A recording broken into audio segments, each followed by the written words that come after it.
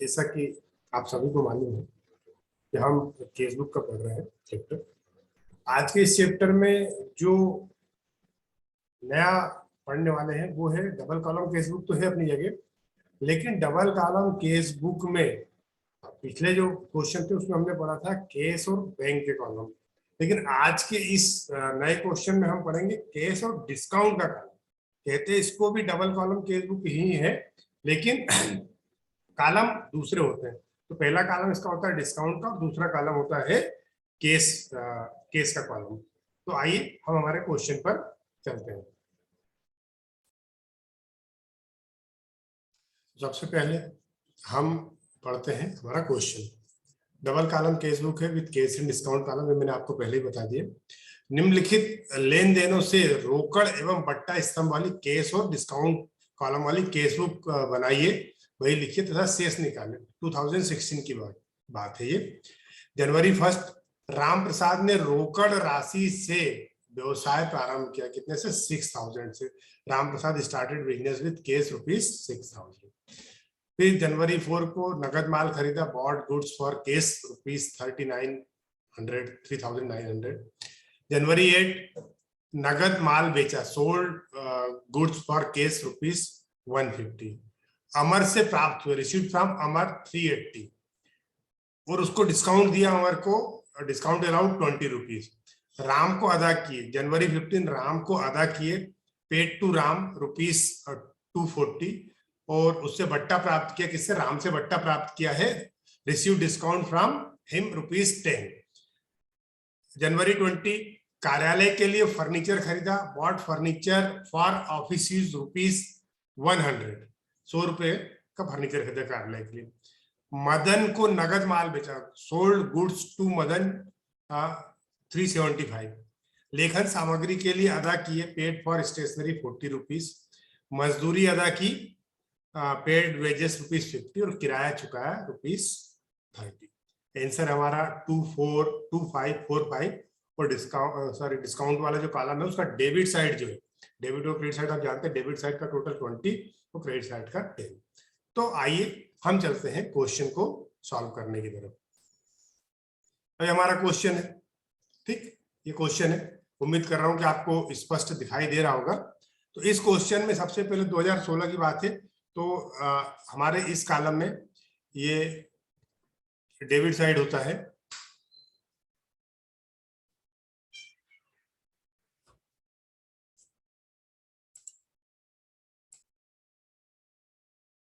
ये debit side है, इसको हम रिसिप्ट बोलते हैं, और क्रेडिट साइड है, इसको हम पेमेंट साइड बोलते हैं। तो सबसे पहले जनवरी 1 को, अब कॉलम एक बार देख लेते हैं पहले। जैसा आपको सबको पिछले चैप्टर में मालूम है कि ये डेट का कॉलम है। पर्टिकुलर यहाँ क्या हुआ, कैसे हुआ, क्यों हुआ, विवरण लिखा जाता है। Voucher number, ledger value number. जो नया कॉलम आया ये है डिस्काउंट का कॉलम। उसका कॉलम है डिस्काउंट का कॉलम, और ये अमाउंट का कॉलम है, जो भी पेमेंट रिसीव्ड होगा उसका कॉलम। फिर ये credit side, same date, particulars, voucher number, ledger value. इस साइड भी क्रेडिट साइड डिस्काउंट का कॉलम, और इधर अमाउंट या पेमेंट का कॉलम। तो इसमें एक चीज समझने वाली कि जहां डिस्काउंट वहां लिखा जाएगा रिसिप्ट के साथ रिसिप्ट का, और पेमेंट के साथ पेमेंट का डिस्काउंट लिखा जाता है। तो ये चीज का ध्यान रखना। अब जनवरी 1, तो हमारे क्वेश्चन पे जाते हैं, हम सॉल्व करते हैं। सबसे पहले 2016 की बात है, ये 2016 की बात है। जनवरी 1 राम प्रसाद ने रोकड़ राशि से व्यापार प्रारंभ किया। तो व्यापार जब भी प्रारंभ करता है तो हम सबको मालूम है कि कैपिटल से प्रारंभ करता है। तो इस साइड टू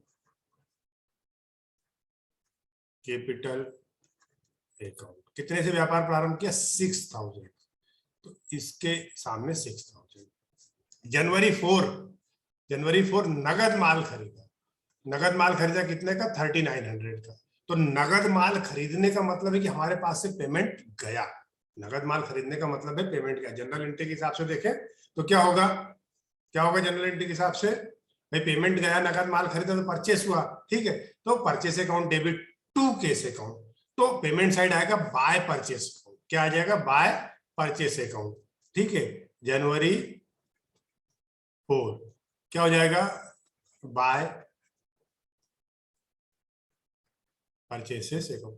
देखिए एक चीज समझाऊं, जैसे एक जनरल एंट्री है, इसको कैसे और समझ सकते हैं, तो purchases account debit to cash account, ठीक है, purchase account debit to cash account, तो टू कैश अकाउंट में आता नहीं, ठीक है। तो यहां पर नेचुरल बात है, इसके आगे आप ये मान के चलना कि ये बाय लिखा हुआ है, जिसके आगे टू लिखा हुआ है, टू ऑलरेडी लिखा हुआ है, जिसके आगे बाय लिखा हुआ है, तो वो जिसके आगे कुछ नहीं लिखा उसके आगे ये एज्यूम कर लेना कि ये बाय लिखा हुआ है। तो बाय लिखा हुआ मतलब इस साइड पे क्रेडिट साइड पे आएगा, तो क्रेडिट साइड पे हमेशा बाय लिख के स्टार्ट करते, तो बाय परचेसेस अकाउंट कितना 3900 3900, ठीक। इसके बाद जनवरी 8 की तारीख है, ये देखिए यहाँ पे जनवरी 8, ये जनवरी 8 नगद माल बेचा, नगद माल बेचा तो पैसा आया, कैश आया, तो यहाँ पर एंट्री जो होती जनरल एंट्री हमारी cash account debit to sales account, तो जनवरी क्या डेट है 8 to sales account, to sales account कितने का नगद माल बेचा 150 ओनली, सिर्फ 150 रुपए, कोई बात, छोटा सा दुकानदार है, चिंता करने की कोई बात नहीं है। फिर जनवरी 10 को अमर से प्राप्त हुए मतलब रिसिप्ट साइड, ठीक है, तो जनवरी 10 किससे प्राप्त हुए, टू अमर, कितने प्राप्त हुए 380, उसका उसे बट्टा दिया कितना 20, इसके सामने यहां पर 20 रुपीज बट्टे वाले खाते में लिख देंगे। समझ में आ गया आपको? देखिए एक बार फिर से समझ लीजिए, अमर से प्राप्त हुए तो रिसिप्ट साइड टू अमर कितना 380, और उसके साथ क्या हुआ बट्टा दिया इसको कितने का 20 रुपीज का, बट्टा दिया कितने का 20 रुपीज का, तो ये 20 रुपीज यहां पर आ जाएगा, 20 रुपीज का हो जाएगा, यहां पर आ जाएगा, ठीक है। इसके बाद अगला जो है वो है जनवरी 15 राम को अदा किए, paid to Ram 240, paid to Ram 240 अदा किए यहां पर जनवरी कब 15 को, ये देखिए ये वाला, ये जनवरी 15 राम को अदा किए कितने, पेड टू राम 240, और उससे बट्टा प्राप्त हुआ 10 रुपए, तो जनवरी 20 बाय राम को कितना पेमेंट करा हमने 240 रुपीज, और डिस्काउंट कितना प्राप्त हुआ 10 रुपीज। अब कुछ स्टूडेंट ऐसे होंगे जिनको यहाँ पे एक छोटा सा क्वेश्चन दिमाग में आएगा कि ये तो पेमेंट साइड है, तो राम को तो पेमेंट किया लेकिन डिस्काउंट अगर मिला तो रिसिप्ट साइड आना चाहिए, ऐसा नहीं है।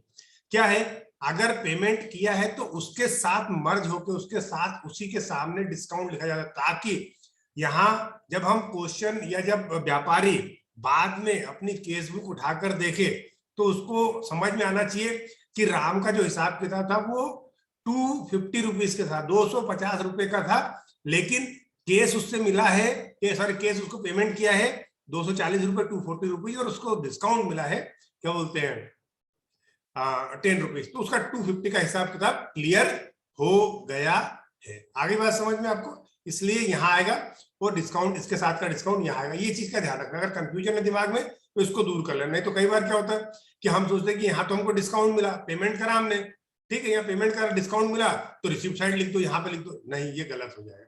सिर्फ डिस्काउंट के कॉलम में शो करने के लिए होता है रिसिप्ट पेमेंट, इसका मतलब नहीं, ये जिस अमाउंट के साथ रहता है उसी के साथ लिखा जाता है, ठीक है, ये ध्यान रखिएगा आप लोग। चलिए अगला, राम को हो गया सॉरी, इसके बाद जनवरी 20 कार्यालय के लिए फर्नीचर खरीदा। फर्नीचर खरीदने का मतलब है कि पैसा हमारे पास से गया होगा, तो गया होगा तो पेमेंट साइड लिखेंगे, जनवरी क्या है या सॉरी यहाँ जनवरी 15 था, मैंने डेट गलत डाल दिए, यहाँ जनवरी 20 बाय फर्नीचर अकाउंट, कितने का फर्नीचर खरीदा है 100 रुपीज का। बड़ा सस्ता फर्नीचर है भाई, लेकिन बात भी बहुत पुरानी चली, जान दीजिए। इस तो पेमेंट साइड हो गया, फर्नीचर 100 रुपए का। फिर जनवरी 22, मदन को नगद माल बेचा 375 का। Sold goods to Madan for cash 375। Madan माल बेचा तो पैसा आएगा, क्या होगा, पैसा आएगा। तो यहां लिखेंगे जनवरी 22 टू, किसको, अब देखिए दो चीजें, मदन को नगद माल बेचा तो क्या लिखे, टू मदन लिखे, टू केस लिखे, क्या लिखे, बेचा है, नगद बेचा। तो आप ध्यान रखना, नगद बेचने पे किसी भी आदमी का नाम नहीं आता, सिर्फ सेल्स लिखा जाता है। क्या लिखा जाता है, सेल्स। तो यहां हम लिखेंगे टू सेल्स, सेल्स अकाउंट, ठीक है। कितना नगद माल बेचा, 375 का, ठीक है। लेखन सामग्री के लिए अदा किए, पेड फॉर स्टेशनरी, जनवरी 25 को कितना, 40 रुपीज अदा किए, मतलब पेमेंट किया। पेमेंट किया तो इस तरफ आएगा, कितना, जनवरी 25 को बाय स्टेशनरी अकाउंट, कितने रुपीस, 40 रुपीज, ठीक है, स्टेशनरी का।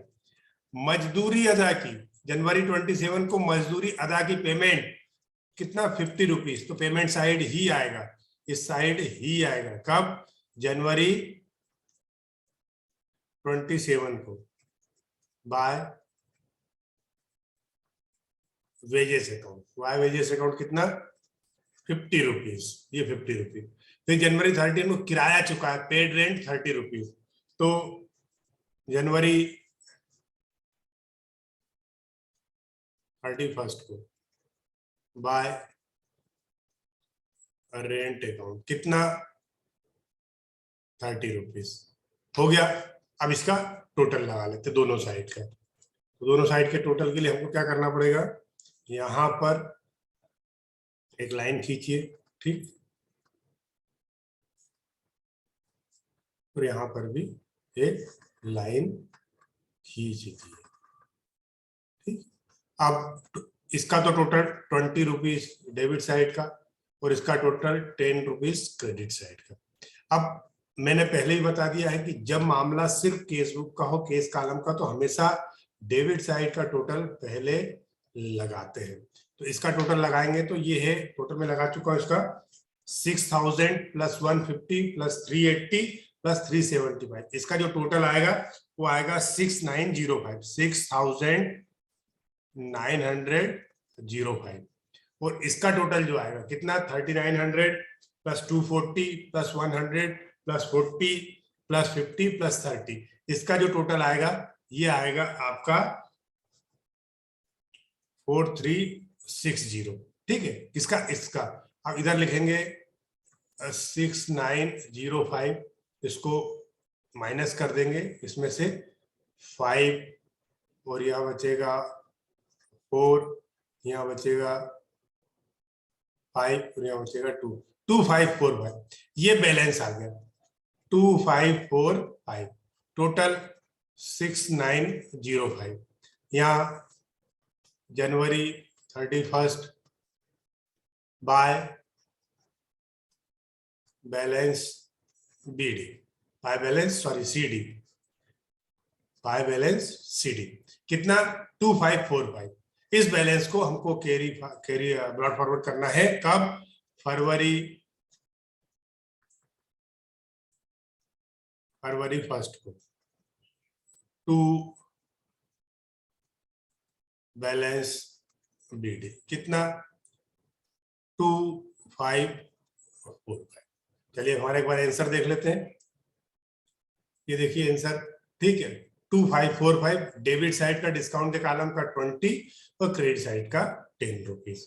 तो इस तरीके से ये क्वेश्चन यहाँ पर समाप्त होता है, खत्म होता है, एंड होता है। उम्मीद करता हूं जो क्वेश्चन मैंने आपको समझाया डिस्काउंट और उससे रिलेटेड, वो आपको समझ में नहीं आएगा। फिर भी कहीं कोई दिक्कत है एक बार कमेंट जरूर कीजिएगा, मैं इसको सॉल्व करने की कोशिश करूंगा। तो उम्मीद करता हूं मेरे बनाए हुए वीडियो आपको पसंद आ रहे होंगे, कहीं ना कहीं आपको कंटेंट अच्छा लग रहा होगा। तो अगर ऐसा है तो प्लीज इस वीडियो को इस चैनल को बढ़ाने में मेरी मदद कीजिए, इसको अधिक से अधिक लोगों तक पहुंचाइए और ज्यादा से ज्यादा लोग इसको सब्सक्राइब कीजिए। Thank you.